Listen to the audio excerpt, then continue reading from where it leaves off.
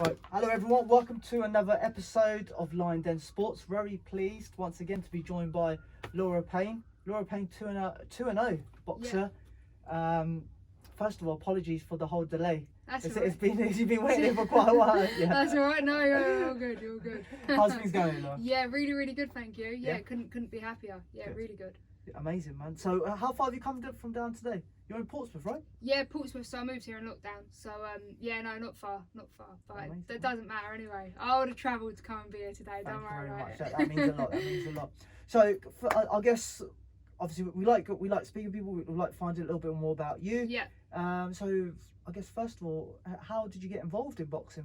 What's your background involved in boxing? So, I started boxing after a bit of kickboxing. But I don't actually know the exact age I got into it because I feel like it's been all my life, you know, when you do something for so long and it's just like your life now. So I kickboxed for ages, probably was, well, quite a few years anyway. But I was born with dislocated hips. Oh, okay. So when I was in kickboxing, I literally couldn't kick. I was just running in with my hands all the time. And then everyone was saying, you need to get into boxing because obviously you're not kicking. And I was like, no, and I was just winging it. I was winning a lot of competitions because everyone thought I was just going to go straight up, put my leg up and start pumping this kick that I couldn't do. And instead, as soon as they said, like, go, I'll just run at somebody with my hands, like, just literally run after them. But then they turned around and said that I had to do a minimum of, I think it was 8 kicks per fight. And, like, landing 8 kicks per fight. And even if I beat them on points by my hands, it wouldn't count. And I was like, well, that's not going to happen. So then I moved into boxing after that, done some white collar, then was with obviously John Edwards as an amateur, and then went from there to pro.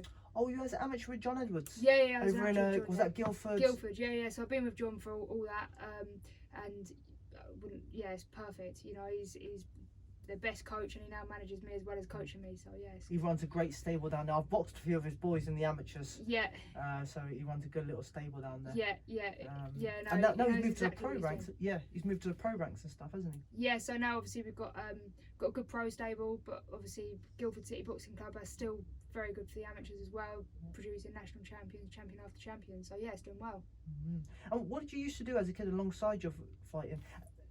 What, you know, was it just kickboxing that you did? Did you do any other sports, or did you know once you got into it that was all you wanted to do? Yeah, so I've done football as well. I've done well for football. I was playing for Chelsea, but again the same thing happened with my hips, so I couldn't continue playing because when I was kicking the ball and it just was like it just wasn't good. So what is dislocated hips? How does it, So when I was born, I had I don't really understand. It's called like bilateral dislocation. So basically, when I was born, both my hips was like popped out.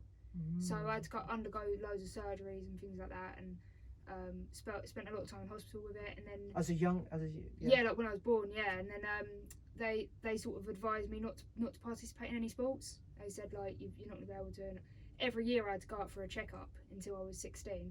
This was when I was playing football, and I'd obviously started kickboxing, and I'd say, oh, I'm doing kickboxing now, and they'd like look at me like, you shouldn't be doing that, and I'd just think, well I am, so and like just not quitting it. Then the last checkup I ever went to, they was like, you've really improved, and I said, yeah. I said, I'm still doing that, and they didn't really even have anything to say, because somebody that you see all the time, I had the same people I was seeing every single year, and they tried to take me away from it, but like I wouldn't have been happy. Like, I'm an active person. I can't sit there and not do anything because I might get something wrong with my hips. Something's been wrong with my hips, and they fixed it. So, and I haven't had any problems since. So they all feel great now. Fine. Just for keeping active is the best way to do it. Honestly, like like before, if I wasn't even able to walk because I had dislocated hips, I've run every single day. I'm a brilliant runner. Like I can do anything. I played football, kickboxing. They're obviously leg dominant. Even though I wasn't any good at kicking for the kickboxing, I could still do it. And now obviously I do strength and conditioning, and that's a lot of leg work, and I haven't had any pain, no pain at all. Amazing. So you had a lot of options when you were a kid. It sounds like you could have gone into football. Yeah. You could have done other avenues. It sounds like. What made you want to choose boxing? Because I just love a scrap. You love a scrap. Don't we all? Don't we all? No, it's I've always done it. It's always been sort of in me, and I've just never looked back, and like it was always that over anything. Obviously when I was kickboxing I enjoyed it, but then when I was in the boxing it was just like that was everything I wanted. So from that point I was just doing anything I could to box, to win fights, do well as an amateur, and then I always knew I'd turn professional. I knew that like years ago. I knew that I'd be professional at it because I wasn't going to quit. So that belief in you is refreshing. you've got to have it. I'm telling you, if you don't have it, then no. What's the point? Yeah. You're going into a contact sport where somebody's there trying to knock you out. You've got to believe in yourself. Do you know that that's really the difference between you sort of good athletes who may be the most talented athletes. Yeah. But then people who are not the most talented, but they have that belief in them. Yeah, belief and hard work. Like, I'm not going to sit here and say I'm the best boxer, but I'm going to sit here and say that I believe in myself fully, and I'll work every single day to better myself. Do you know what I mean? And where does that belief come from? do you know? I think it was probably like with my hips and stuff. Obviously, back then I was very like determined, but even without even realising I was determined, because I was trying to, like, say for example, I was in a wheelchair going in for an operation. I'll be trying to get out of the wheelchair and do things that I couldn't do, that they believed I couldn't do. Then I was going in, I was proving the doctors wrong, and I was going in saying I was using my legs and kickboxing and that. But I've always wanted to do it. I've got a strong family, and they've always brought me up to do what you want to do, and don't like settle for anything less. So be the best at what you want to do. Yeah, exactly. And like, if somebody tries tearing you down with it, just rise above it. So I've always done that, and you always got to prove people wrong. But I'm doing what I enjoy, so that's the most important thing. Did you come from a fighting background? Your family and stuff? Yeah, like my brother and that has done boxing and stuff. But yeah, no, it's like not as a professional, but yeah, no, I'm the first like professional boxer. But how does that make you feel? Yeah, good. Yeah, no, it's good. It's yeah, no, but it's just what I enjoy. Amazing, man. And how was the family support as you were going? Obviously, you took kickboxing quite young. Yeah. You did football. You had boxing. You know, how was your family support around that? They were like, you said that it was supportive, but did they want you to do down the education route or working route, anything? They were just happy with me doing whatever I wanted to do. I've worked like I was working when I was really young, doing anything I could just to sort of be able to like go training. Really, as an amateur, obviously it's hard funding, and that's hard. Got on the GB squad, which made things a little bit easier, but before that it was really tough. But I would do any job that somebody put in front of me to be able to go training and to be able to do that. So I wasn't really bothered. I was working loads of different jobs. I was an estate agent, worked in shops, like a pub, like loads of different things. Yeah. Did you? Yeah. Why'd you keep changing your job for? You keep getting sacked from each one, or well, it's it's not my fault. It's because I wanted to train all the time. Is that like you're putting more effort into your training? I was always putting more effort into my training. Yeah, definitely. So what type of, did you say you did I remember you saying you did estate agent work as well, if I'm not mistaken. Yeah. You're pretty good at that? Yeah, Is Laura a bit of a salesman? I'm good at sales, you know. Honestly, really? I can sell you into anything. Oh well, I better not put that to the test. No, I'll sell you into anything. In my pocket. Yeah, wheeler dealer. That's amazing. So you also mentioned about you on the GB squad. Yeah. So how did that come about? Like, what, did you win the nationals? Was it? Yeah, so I won like national titles and that, but I got put onto a trial. So it was like we had to go for like a few trials. I think there was 3 trials. The first one was all about, it was like running, things like that. The second one was like more boxing stuff, and the third one was sparring. Got through all those, and then yeah, I was on there for a couple of years. Unfortunately, I got injured, and being an athlete when you get injured is as much mental, like it's hard, isn't it? Yeah. So obviously I was with John at the same time. I was training with John when obviously I wasn't up in Sheffield, and then my hand went, or my wrist, and then we came away from it, took myself off the GB squad, and then we sort of like I just worked with John because he's like I say, he's always been my coach, and I'd listen to anything that man says and I'd do it. He knows me better than myself. So when you're going up to Sheffield and you can't even spar, and you're watching everyone sparring, it's like mentally draining, because you're thinking, well, I just want to be up there. They'd expect you to go up there. Do you know what I mean? Sheffield's ages away, and you're just sitting there watching everyone else do it, and it wasn't the nicest thing. So came off it, and then continued as an amateur for a little bit longer, and then lockdown came, so I then turned pro. So So your whole GB, what injury did you experience there? It was a couple of breaks in my hand, in my wrist, but yeah, it's just down to fighting, really, to be honest with you, boxing and stuff like that. It was always, I've done a lot. I've injured myself a few times to my wrists, but when you get an injury and you don't completely look after it, it's just going to go again. So that's sort of what I was doing, because I wanted to just get back into the ring. So, but obviously took myself off. I was with John, worked on it properly, completely recovered it, and now like my wrists are well strong now. Did you have any operations on it, or was it just physio? Loads of little things that we was doing, like, do you know what I mean, just to strengthen it back up, and we got a good team. So yeah. Amazing. And when you were at GB, who were you training alongside back then? When I was up on the GB squad? Yeah, and what year was it? I can't remember the year off by heart. It was there was loads of us. It was like Ellie Scottney, Ebony Jones, Georgia O'Connor. There's loads of us up there. So yeah. Who did you like feel like they've got talent? What were the ones that really stood out? Every single one of them. You can't be on that squad without having talent. Do you know what I mean? Like you're in there and you're all pushing each other, but you're all trying to reach that spot. Do you know what I mean? Because you around there with the same sort of weights as yourself, and it was good. But I just felt like I could never give it 100% because I had an injury. Yeah. So the best thing for me was to come away from it, because when you're going up there, you can't do what you want to do. You're not going to get picked for tournaments because you're injured. It was just like your head goes mad. So but yeah, you learn a lot up there. Of course you do. You learn a lot wherever you go, and like even just by watching other people, you're learning. But the most learning that I do is with John in the gym, and that's it. So watching is that you don't really do much learning, which they wanted you to do. Yeah, so like no, you do. Obviously, you learn loads by watching, but when you're watching something and you're getting frustrated because you're injured and you can't do it, it's different. Like I'm in that gym all day, like with John, and I'll watch every spar. I'll watch all this because you're learning all the time. But when you can do things, it's a little bit easier to watch. Yeah. When you can't do it, then it's like mentally horrible. It's draining. Yeah, so, especially someone like you who's quite active. Yeah, like, I just wanted to run in there with my right, like, because obviously, yeah, I just wanted to. It was my I wanted to go there and just start using my hand. Yeah, start scrap with someone. Who was your main sparring partner in the GB? They literally mix it up with everyone. Really? Like, so literally just mix it up. What sort of weights would you go up to though? What sort of? So obviously, I was a bit lighter in the GB squad. Like round now, I can get down to 48 kilos even now. Wow. Box at 52. That's light. That's very, very light. So it all depends, because obviously sparring, a lot of people think you're just there and you're like standing toe to toe trying to knock each other out. That's people that don't understand boxing. It's obviously not what you're doing. You're learning. So like you might have one of you punching, one of you defending. You might be throwing 3 shots each. So when you're doing things like that, it doesn't really matter on the weight, because you're not trying to hurt each other, your teammates. Do you know what I mean? Obviously in a fight it's a lot different, but yeah, even in like I boxed in Serbia and Czech Republic like as a pro, and even with those fights, the girls I was boxing was like 4 kilos heavier than me, like as a professional. Do you know what I mean? You've got tiny 8-ounce gloves on. You should be, but like I'll just take whatever John says, and that's that. If we get offered something, then I'll just take it. I'm sure he'll look after you the way. Yeah, exactly. Just we don't want easy fights. Do you know what I mean? Like I don't want to be in the sport and take an easy fight against somebody that even though I am only just like getting there as a pro, I still don't want to fight an easy person, because you go for an 8-week training camp. Literally, it's blood, sweat and tears. Why would I then want to fight somebody that's just easily beatable? I want to challenge myself. Challenge yourself. Yeah, definitely, yeah. Amazing, man.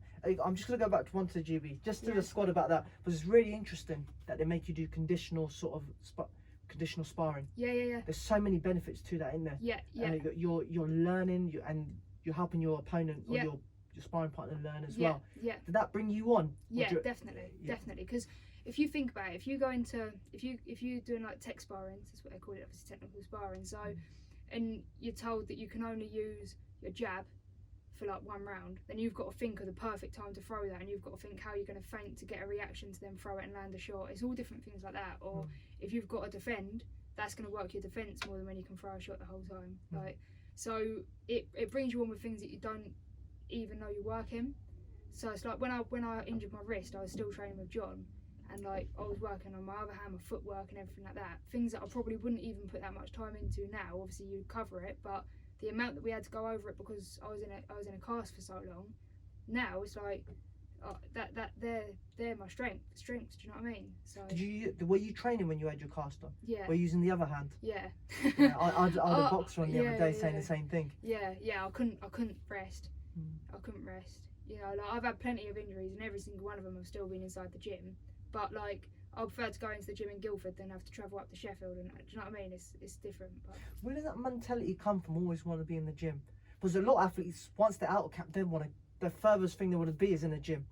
Where does that mentality come from? It's just like home now. Is the gym? Do you know what I mean? Like, I'm with John. Obviously, John's a big part of my life, and it's just everyone in there. You're all family, and like you go, you know, I'll go in there and I'll have a cup of tea and I wouldn't even train. I'll just be with everyone. It's just the place to be.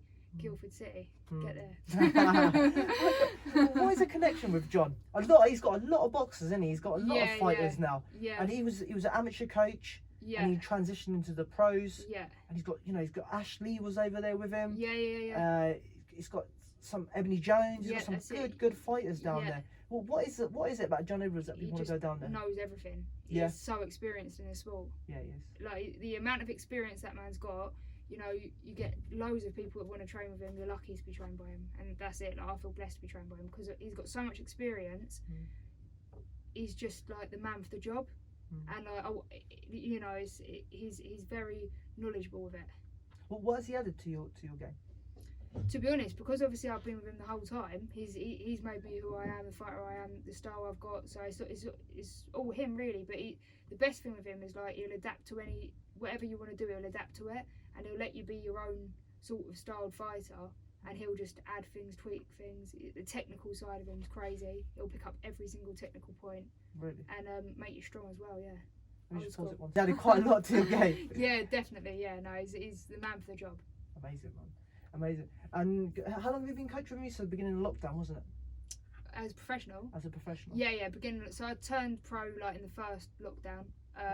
Just because that was the right time anyway. I was going to turn pro either then or before then, but we decided to sit out as an amateur a little bit longer, and then that was the perfect timing for me. Like, because obviously now I'm 24, so how long has lockdown been? Like 3 years? Took 2 or 3 years. So from now, so it's like 3. So like I was like a girl maturing into a woman. But when I turn pro, you've got to be a woman to do that. Do you know what I mean? Because like you strengthen, you're matured, everything like that. You can't go in there too young because you've got to be strong. But you turned over when you were 22, right? 22, yeah, 21? So 22. Yeah. So about 22, I'm guessing. Yeah. Amazing. So you're still quite. 21 actually. Yeah, 21. Yeah, so you turned over quite young. Yeah. But I guess you knew what you wanted to do, wasn't it? Yeah, definitely. But obviously, I wanted my body to be strong enough and my mind to be strong enough to do that because it's completely different to the amateurs. Completely different. Like when you turn pro, it's a business now, so you've got to be prepared for all that. What's the biggest differences you find? I know you said it's a business. What's the biggest difference you find from the amateurs to the pro? Obviously, you've got tiny little gloves on. You've got 8-ounce gloves on compared to 12, right? Compared to 12s. Yep. No head guards. Obviously, the rounds are different. Everything's different. You got longer rounds. Oh no, you still do 2-minute rounds, right? Yeah. So you still do 2-minute rounds, but when you're an amateur and you go into like the elites, it's 3-minute rounds. So like I was boxing 3-minute rounds as an amateur, but then it's back down to 2 minutes as a pro. But that suits me. You prefer the 2 minutes over the 3 minutes? See, every female pro wants a 3 minutes, and like the 3 minutes I would be happy with because it's an extra minute, and I'm a fit girl. Do you know what I mean? So I can easily do 3-minute rounds. But the 2 minutes, it sort of suits my style because I'm quite quick and sort of fast paced. Obviously, being a lighter weight, it's different. So but yeah, I reckon it'll change to 3 minutes, so that doesn't matter. Amazing. It's kind of one of those debates that keeps rumbling on. Should it be 3 minutes, 2 minutes? Why can't it be equal? Why can't women have 3 minutes? Yeah. I guess people what the sort of drawback I've had is that there'll be more knockouts in female boxing. Exactly. Yeah. But it depends whether people want to see that. Yeah. I don't know. It's an interesting one, isn't it? Yeah, it's difficult because obviously I am all for, like, I do believe that the females and the males should be the same. I think that the rules should be the same, the round should be the same, like, because you're both getting yourself inside that ring. You take any consequence to be in there. Do you know what I mean? Like, getting knocked out is a part of boxing, and you getting hurt is a part of boxing. Hopefully it won't be on you. Do you know what I mean? Yeah. But like, you've got to agree to that before you even get in there anyway. But I think with the women's, there's like, I think it's more of like a scientific reason to do with like the body and things like that. I read something about that, but obviously I don't know how true that is either. But I think that everyone should be the same, and in the amateurs, if you're fighting 3-minute rounds, then why can't you do that in the pros? Obviously, like you say about knockouts, but you're in there. Do you know what I mean? You're in the ring, so. Yeah, it's really interesting. I didn't realise the scientific side of things. Yeah. So I think it's to do with like the woman's body. But yeah. Who knows? Have you done 3 minutes in sparring and stuff? Do you Yeah. I train 3 minutes. So 2 minutes is light work. So you're 2-0 at the moment. Yeah. Tell me about your first fight. How was that? Your first pro fight? Yeah, that was good. It was all, obviously everything's just different. So it was really good. It was just getting in there and just getting used to like the gloves, the rounds, how it feels. Obviously. But yeah, no, we've got big things coming up. I've got one coming up in Germany on the 15th of October. So that'll be good. Yeah. Where was your first fight? Just so Serbia. It was over in And Serbia. then the second one was Czech Republic. So you're a bit of a travel hub. Yeah. Where are you fighting in the UK? Obviously, your next one, as you said, 15th of October. That's in Germany. Yeah. Is that going to be on TV? Yeah, it's on like I think it's on a YouTube link or something. Yeah. Forward us the link. We'll put it on our page. Yeah, of course we'll. And we'll put that out there. And yeah, when you fight in the UK, I'm sure a lot of people want to see that. Yeah, that'll be before Christmas, hopefully. Obviously, so I've just been injured with a slip disc. I was meant to be boxing in Portsmouth, and I got a slip disc during training. Oh, were you going to fight on Mark Ellen's? Yeah, that's it. Card? Yeah. Oh, I think I saw your picture on there actually. Yeah. But I slipped a disc, and then I've had to take like 6 weeks out. So How did that happen? So I think it was just overdoing it in the gym, like strength and conditioning. But it's good as new now. It's fine now. So. Yeah. Was that just rest and recovery? Rest, recovery. How did you rest? Don't. I was just watching boxing constantly. I was shadow boxing in the sea. No, it was. It was what it was. But obviously, with your back, you can't play around with it. So like, if I get told to rest because it's my back, I've got to rest. But no, literally good as new now. I've got a good team. We've got unreal strength and conditionist. You know, I had an amazing physio as well. And it's fine now. So. Who's your strength and conditioner? His name's Fash. He's just part of our gym. Part of your gym, okay. Yeah. You use that on that, okay. So your next fight, 15th of October, is how many rounds will that be? 6, I believe. 6 rounds, so you're stepping it up? Yeah, 6. Yeah. 2 minutes. And do you know much about your opponent? Yeah, I know she's tough and she's a good girl, and but that's what I want. So obviously, I've had a chat with John and just said, put me in for whatever you believe I can do, and that's it. So I leave it all down to John. I don't even look into them. I know she's a tough girl, but that's what I want. So amazing. And what would you say is your biggest strength you'll bring to the fight? I believe that I'm going to be very powerful, and just wait and see. I'm not going to give too much away. We've been working on those. Yeah. Honestly, I believe I could get in the ring now. I'm ready now. Amazing. And then you're quite a big ticket seller as well, aren't you? Yeah. What do you think that's down to? I'm lucky because I've got a lot of support. Loads of social media support, like people that I don't know, they're buying tickets and things like that, which is obviously really important. Honestly, just down to my social media mainly, and I'm always there. I'll always give anybody the time of day. I'll help anybody I can, and then they support you back. So that's the most important thing. And how did you get about social media? What is it? Constantly posting. Oh yeah. When did you start constantly posting? How did that come about? So I knew that I'd be making money on social media. I knew that would be the way to go. And being a boxer as an amateur is tough. So obviously, I was doing anything I could to sort of pay my way and things like that. Obviously within reason. And then when I was on the GB squad, I'd post 3-4 times a day, and it'd be absolute rubbish, and then I'd hashtag it all and try and get it out there as much as what I could. And then I just spoke to loads of people, always made them share my stuff for me, literally just kept plugging it. So I'll work like a normal job before work or after work. I'll be training.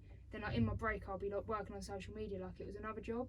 But now, luckily, it's all worth it. So. Yeah. What sort of things did you used to do on social media? Just posting and hashtagging? Hashtag is so important for anybody with any sort of...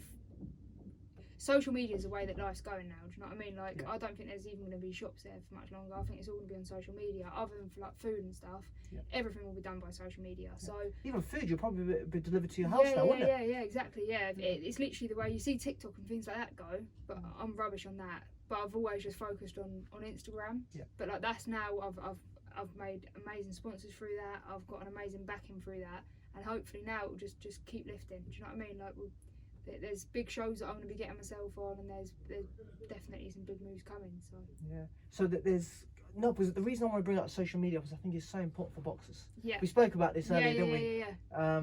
For boxers to educate themselves, put themselves out there, let people know what they're doing, what training they're type of doing, as you were doing, any crazy stuff, as long as it's appropriate. Yeah, exactly. Definitely. Put it out there so people want to follow you, want to find out more about you, definitely, and potentially want to get on your journey. Yeah.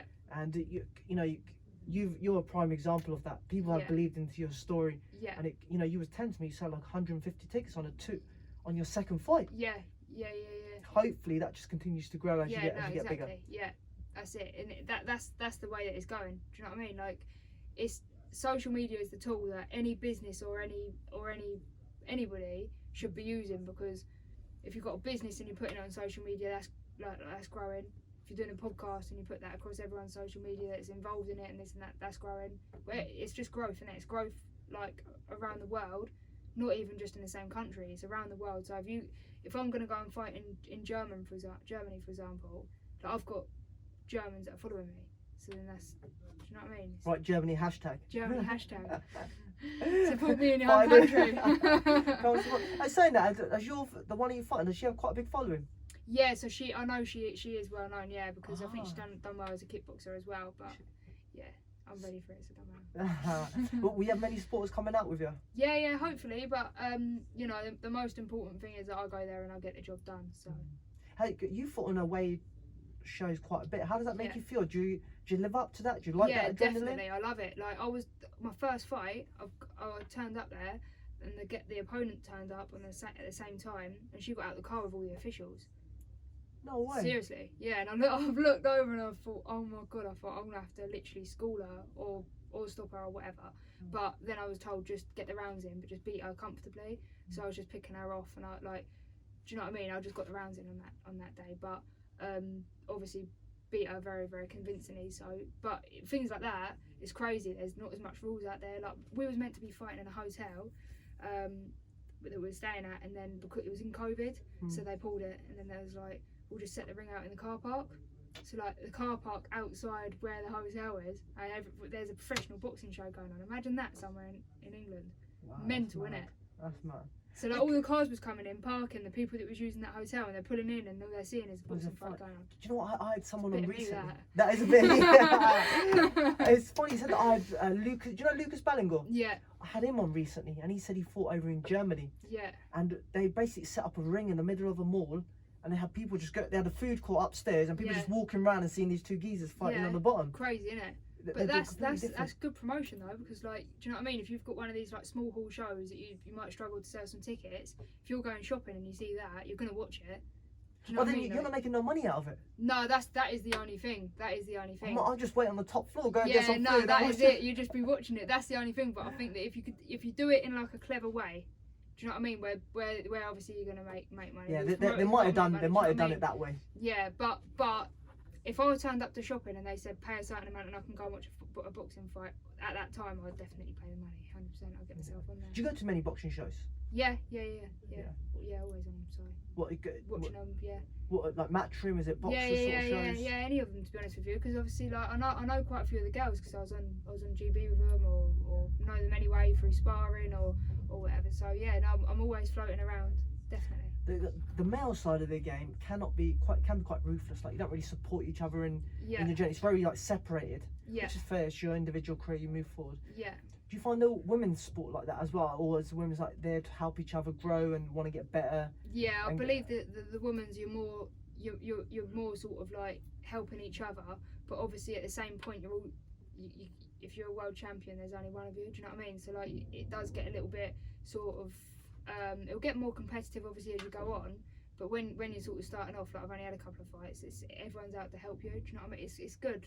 It's good to be part of, and you know, we get sparring in the gym from all different gyms, and they come in and like there's nothing bad. Do you know what I mean? It's good. There for learning. In the men's it's a little bit different. Yeah. Yeah, you're there to. It can be quite ruthless, can't it? Yeah, it can. Yeah. Whereas I feel in the women's it's a bit more supportive. That's the way I see it from the outside. Yeah. See, everyone's helping each other, sharing each other, trying to push each other to sell tickets, pushing each other to whatever it is. Do you know what I mean? If somebody needs something, somebody else will be there to help. Like if I needed something, or if somebody else needed something, then you'll be there to help each other. And that's it.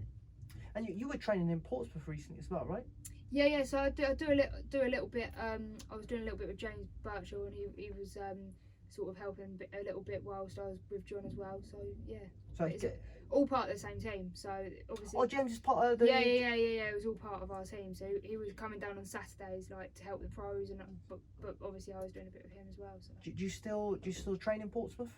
Yeah, I do little bits in Portsmouth, but obviously now it's like, because you're stepping things up, everything's done with John really, because you know, then John can overlook everything. He knows exactly what's happening and things like that. So. How about your nutrition? Are you quite on your nutrition? Have you got a nutritionist? Yeah. Good with my nutrition. Yeah. So you don't have a nutritionist working? Yeah. So Greg, I've done quite a bit of work with him. He's the same nutritionist Tyson Fury. So. Yeah. Yeah, that's it. So he's always there to help me. Obviously, if I need anything, which is good.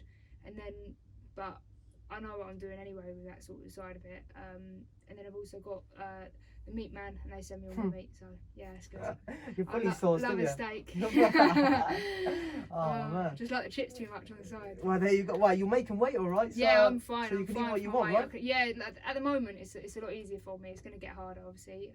Would you get down to? Would you said 52? Would you get down to 48? Yeah, I can get down to 48. Yeah. And would you box for like world titles at 48? Yeah, happily. Yeah, I'll be strong as anything. Yeah. yeah. Amazing, man. And you said you got good backing. What sort of sponsors have you got? So I'm thankful, obviously, to all my sponsors. I've got Chris, he's like my main sponsor, and then I've got Tom Butler, Smith and Butler, Adidas. I've got quite a few. So yeah. Wait a minute. Adidas. Yeah, Adidas. Yeah. How did Adidas come about? My second year now with Adidas. So when I turned pro, they wanted to obviously sign a deal with me, and they approached my manager, and then we just got it signed straight away, and you know, it's good. And they look after you, they provide you all the they look after me perfectly. Yeah, everything that I need, they're sort of there. So amazing. So when you think about Adidas, you've got a Yard, Anthony Yard, along on that scheme. So that's really elite company Charlie to be. Edwards. No, it's good, and like their gloves as well, they're comfy as anything. Obviously, I've struggled with wrist injuries, so like I need to make sure that my hands are being protected at all times, and them Adidas gloves, I've never had one bad experience with them, or any time I put my hand out it's ever hurt. So yeah, I rate the Adidas gloves a lot. Are they quite amateur type gloves? Because we use them in the amateurs quite a bit. Yeah. So is there a big difference between those and the pro ones? Yeah, because obviously they're made differently, and they're well comfy. Are they? Yeah, really comfy, and like they're just nice. Amazing, they're very nice. Amazing. They'll do some damage. I bet they do. I bet they do with you. I don't want to get in the way of those punches, I'll tell you. They're good. So what's your goals in the next 12 months then, Laura? Just go for titles. Obviously, the end goal is to become world champion, and I'm not going to stop until I get there. But just take each fight as it comes, each title as it comes, and we'll just go from there. But we've got a map, do you know what I mean? And we've got a plan, and we'll just go for that.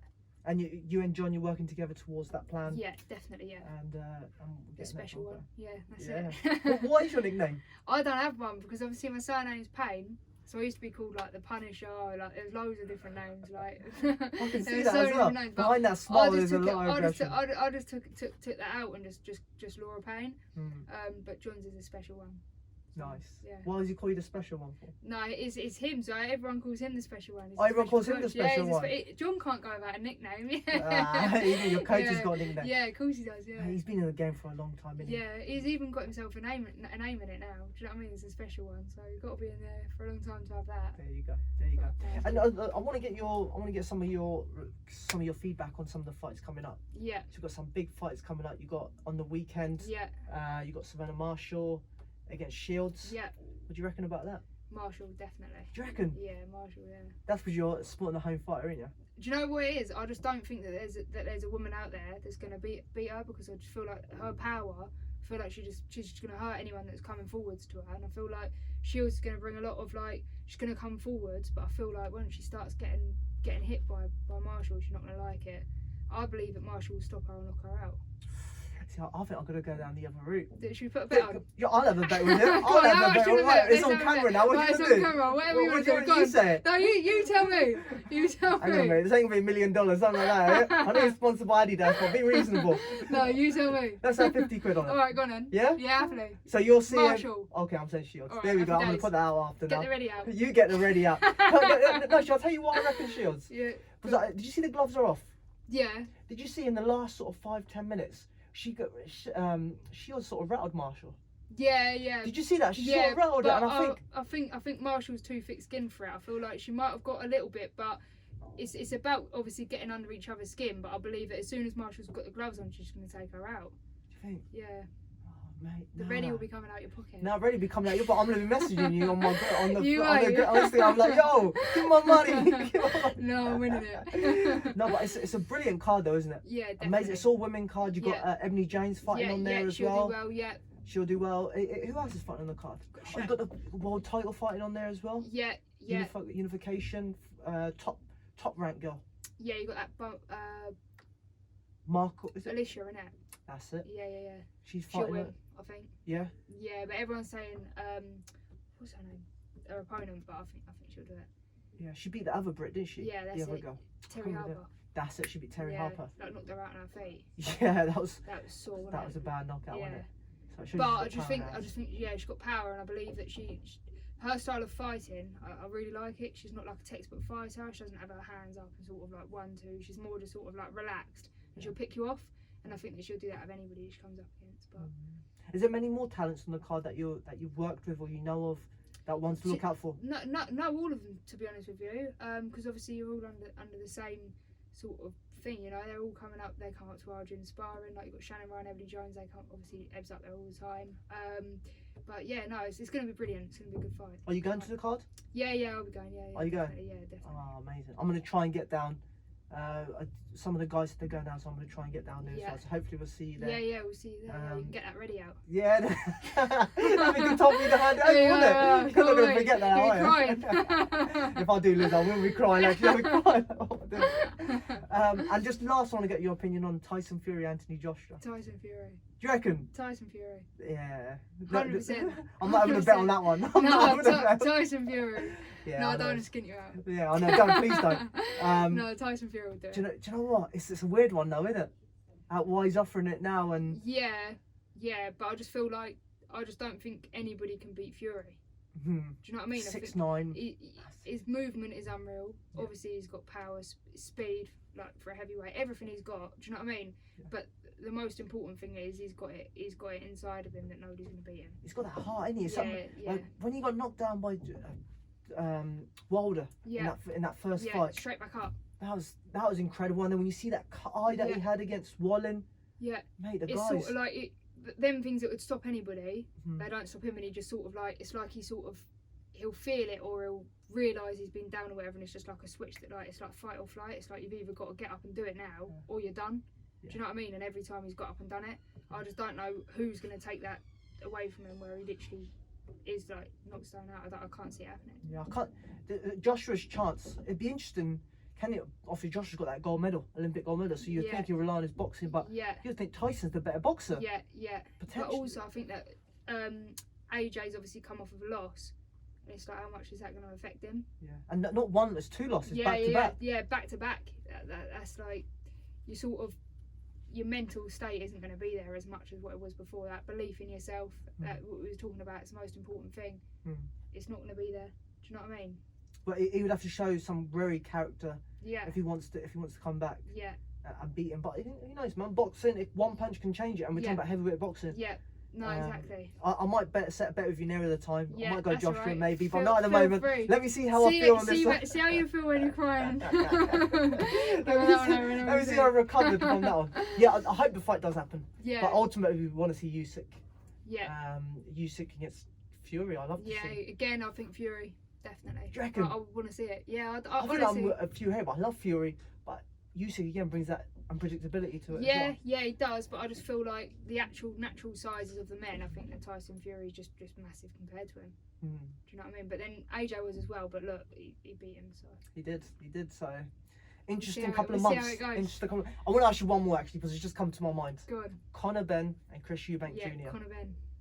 Oh, I would bet you on that right now. Come on, then, what do you want? You're another 50 quid on that. Come on, then. I reckon Chris Eubank Jr. Huh? I'll say Chris Eubank Jr. Yeah, I'll say Conor Benn. Mate, you're going to lose a lot of money. You're going to lose a lot of money. Mate, this is not a good bet. This is going live, guys. This is going out there. You're right. Conor Benn. What do you think Conor Benn for? Oh, just smack him up. Mate, he's like 5'8". Yeah. Okay, he's about my height. I can't diss it. He's like 5'8". Yeah. But look at his power. He's weight. Yeah, he's a power, but look at Eubank's power. Eubank knocked out he knocked down Williams with a jab. Yeah, but just wait and see what happens. I don't need to sit wait to see what happens. Yeah, I think Conor Ben's great. I think he's a good fighter, Yeah. up and coming. Yeah. But Chris Eubanks tested and done it. No, I think Conor Ben. Honestly, I You believe. haven't given me a reason why Conor Ben. You're just saying I reckon Conor Ben. Because I don't think there's a reason why he wouldn't do it.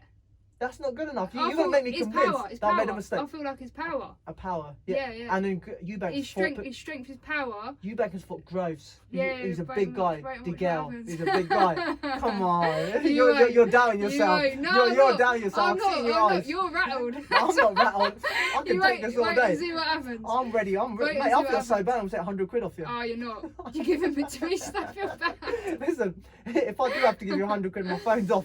No, you might contact me. I've you changed wait. my number. So you're even thinking if. I'm not even thinking if. Because I already have full belief in it. If don't even come into it, I know that that's going to be I'm just in my saying, just in pocket. case you will never see me again. No, I'm a man. I'll give you the money. Because you know it's going to happen. Look, you're even talking it. You're talking it into I'm only trying to make you existence. feel happy. No, I'm trying to make you feel happy. I know he's gonna win. I would never set the bet. not a chance. Shields, two-time Olympic, undefeated, two-weight undisputed champion. Going in the third weight undisputed champion. Yeah. Chris Eubank Jr. fought George Groves, Billy Joe Saunders, DeGale. Yeah. He won the IBO But world title. he hasn't won the boxed world Conor title. Ben yet, has he? Oh my god, come on. He hasn't boxed Conor Ben. It'll be The interesting. destroyer. The destroyer. He'll be destroyed after a few weeks. Yeah, Your bank no, balance will I'll be destroyed alright, after don't a few worry weeks. about that. No, amazing, Laura. Thank you very much Perfect. for coming in. No Did problem. you have anything else that you want to leave us with before we go? No, that's it. What about you? No, all A good. few tears or you're right? No, I'm alright. You'll have a few tears in a few days.